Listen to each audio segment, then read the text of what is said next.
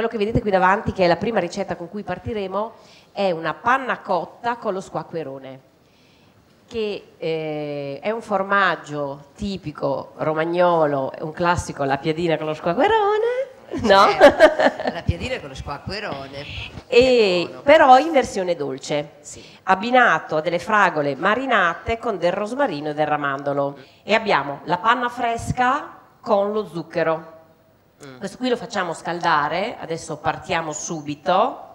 Faccio sciogliere con un pochettino di acqua, appena, perché non devo fare un caramello, ma a sciogliere un po' lo zucchero, o anche con direttamente un pochino di vino, ma lo volevo usare da sfumare per dargli più profumo. E quando questo è sciolto metto le fragole, salto un attimo e metto il vino. Quindi col calore faccio sciogliere più velocemente, faccio estrarre più velocemente anche l'olio, diciamo, essenziale del rosmarino dalle foglie.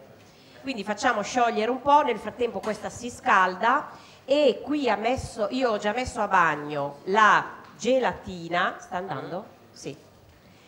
I fogli di gelatina, lì avete 7 grammi se non erro. La gelatina la dovete mettere ad ammollare in acqua fredda, mai calda, perché altrimenti si disperde la quantità. Allora, guardate, è bianco, non deve colorare, non deve diventare caramellato.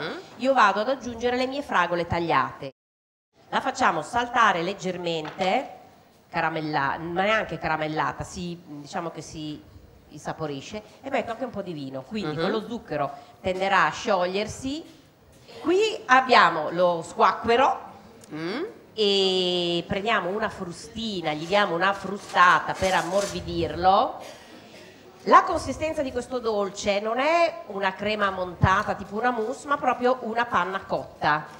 Guardate, ho raggiunto l'ebollizione, io lo sposto, basta, spengo, perché se continuo a farla cuocere poi mi perde un po' di croccantezza, deve essere leggermente croccante. Intanto qua possiamo spegnere perché Quindi è a calda abbastanza, e possiamo mettere la colla di pesce. Questa qui noi, per agevolare, possiamo già utilizzeremo questi bicchierini per l'assaggio, ma potreste utilizzare tranquillamente dei bicchieri, magari bicchiere che da cocktail, un bicchiere da vino un po' alto. Potete utilizzare, questi qui sono dei bicchierini dove solitamente c'è lo yogurt, che dici li tengo perché magari mi possono servire, o ti dispiace sprecare perché è vetro, no? Però qui il dolce può essere anche questo un modo. Adesso qui ne faremo 2 per far vedere la realizzazione di un dolce finito, perché non sembra, ma qui dentro ci sono 100 grammi di prodotto. E vado a mettere le mie fragole con un pochettino di salsina, sciroppo, direttamente nel bicchiere.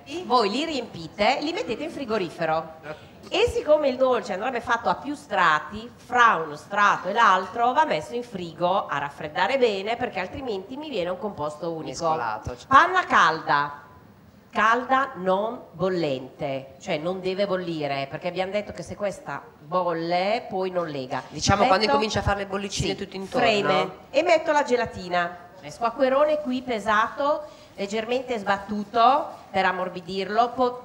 Potreste anche passarlo al setaccio, però basta girarlo un po' con una frusta. Questo qui è tiepido, gli aggiungo anche il mascarpone, quindi tende ad abbassarsi di temperatura, si raffredda. E qui non va montato niente, nel senso che la panna non è che la devo mettere montata, voi nella panna cotta non la montate, quindi è la stessa cosa.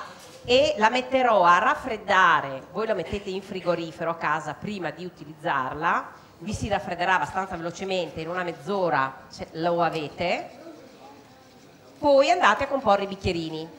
Allora, quindi qui abbiamo la panna calda con lo zucchero e la gelatina fatta scaldare, sciolto dentro il squacquerone, mettiamo nei bicchierini e facciamo raffreddare.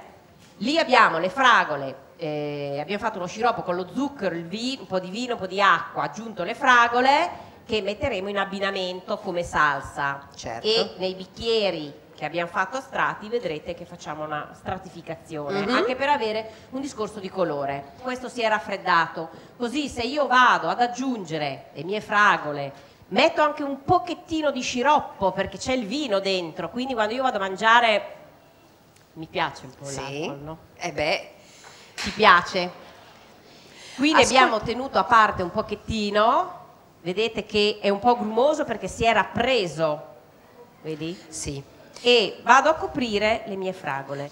Io ho lasciato i pezzettini di rosmarino, li eliminate, ma questo è molto buono anche col timo. Quindi questo lo finiamo, lo conserviamo in frigorifero. Bene.